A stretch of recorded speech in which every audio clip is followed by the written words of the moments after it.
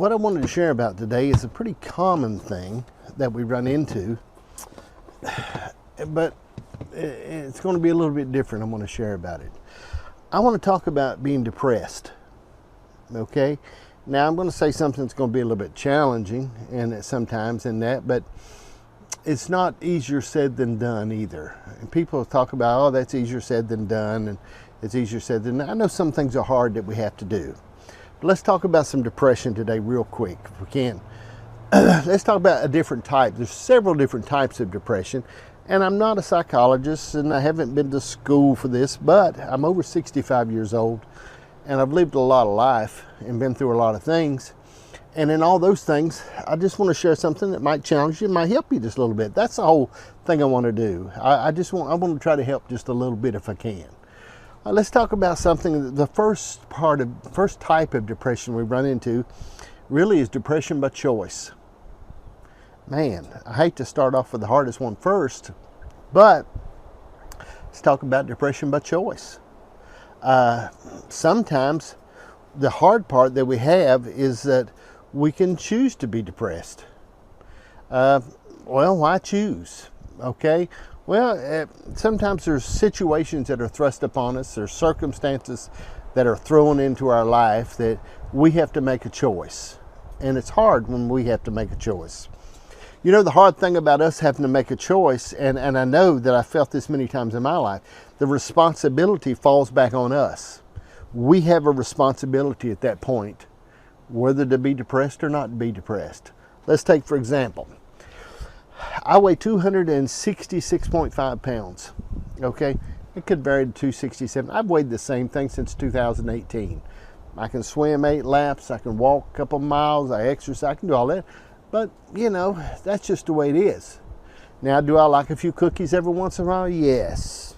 Will I eat a pizza? Yes. Will I get the double hamburger sometimes at Wendy's? Absolutely. So I can choose to be depressed about weighing 266 pounds if I want to, but I'm not going to be depressed about it. It's my choice.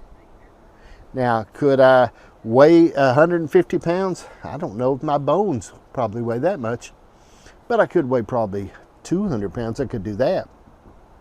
But what happens is we make choices into being depressed. We'll make a choice whether to be depressed or how to live with that. And a lot of it comes back to the response that we have other people around us. We make a choice. They don't make us feel things or make us think things. We allow them to do that. So we make that choice. The first depression that's easiest to get rid of is the one we do by choice. We choose. And that's the hardest one also. It's the easiest one, but it's the hardest one. Because we make a conscious choice, whether how people make us feel or how we want to feel. They don't make us feel. They're not our creator. But I know things happen in life that may make you feel a certain way, and we run into those challenges. But it isn't really the how it happens at first, but it's how we respond and how we stay with it. My mom used to use the term how we would waller in it. See, we can choose to waller in things. What people say about us, that what people say about us really doesn't affect us as much as what we say about us ourselves.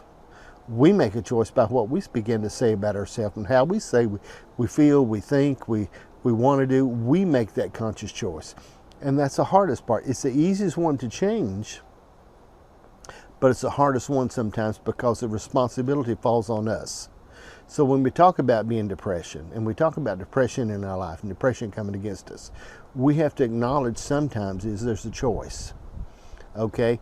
So why is it sometimes if you can continue to feel bad about something, it really can give you a good excuse not to move forward at some part of your life.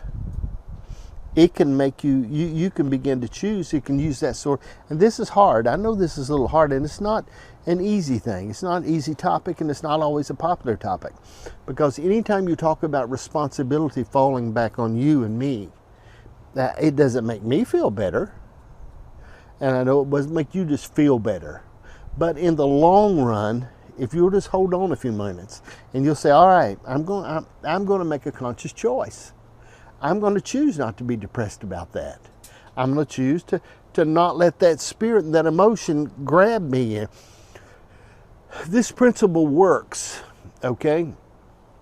It's a biblical principle, but even if you don't believe in the Bible, think nothing about the Bible, don't even believe that it's a real book, it says that we are snared by the words of our mouth. Sometimes in depression, we can become hooked by what we say. And now we can think about what other people say. I was thinking about recently, there was a huge music star that was at an event, okay? Multi-billionaire probably, music star. And some people there booed this person, really for virtually, just not really anything, just for some things that she'd said and done. But anyway, so she had to make a choice how to feel about that. Now, it would be hard not to feel bad. We do feel bad, and we do have things that hit us sometimes, but then we have to get back up and choose not to be depressed about it. We have to make that conscious choice not to be depressed about it, okay? All right, now let's do this. I want to talk about this. Let's talk about a type of depression that sometimes we can't help. Let's talk about this. Say you got a loved one or a child that just won't do right, okay? And I'm not talking about a 8-year-old child. I'm talking about an adult, grown adult, okay? An adult in your life, a grown child that just will not do right. You in your life possibly have made right decisions. You've made correct decisions in your life, and you've done what you're supposed to do. You've lived your life like you're supposed to, but you got this knothead kid that just won't do right. You can choose to let that control your life and whittle away at your joy and the right decisions you've made, or there comes a point you have to let that child stand on their own. You can be depressed about that. You can feel bad about them and feel awful about them, and every day get up and think about, man, I wish that kid would do better. I just feel so. You can make that choice. In doing so, though, what you do is you begin to take away from the good decisions that you've made. And this is not always from a child. It can be a friend or somebody in your life that can literally suck the life out of you and cause you to be depressed and to not begin to enjoy the benefits of the great decisions that you've made in your life. You know, you have to make those decisions. And I think the life is so much about choices. And back to biblically, it talks about choose this day who you're going to serve. It talks about us creating this world that we live in. And we do it by how we want to speak, and how we speak begins to influence how we feel. First thing you got to understand, I want to refer back a little bit biblically. The Bible says this world was created when God spoke. So if we're created in God's image, we speak. Not other people, but we speak our world into existence. You have to make that choice, and it's a hard thing. So when we talk about other people in our life, letting them control us through their bad mistakes and their awful decisions to cause us never to be happy. And I just don't believe, I believe that's detrimental to our marriages, to our relationships with other loved ones in our life, and causes you never to begin to enjoy the benefits of your labor, the benefits of your right decisions. There should be things that we do. And by benefits, I'm not talking about just stuff out here that we can put our hands on that'll fade away, that'll rust and rot down. But what happens is, in our life, we make decisions. We make them. We make those choices on how to stand and how to live. We start to make those choices. And we create this world. And we can come out of depression. I'm going to share some in the next while about this thing, about depression some, because it's important, because people can live their life. So let's talk about this. Now let's deal with this just a moment then. Let's deal with something. Let's talk about depression just a moment over health.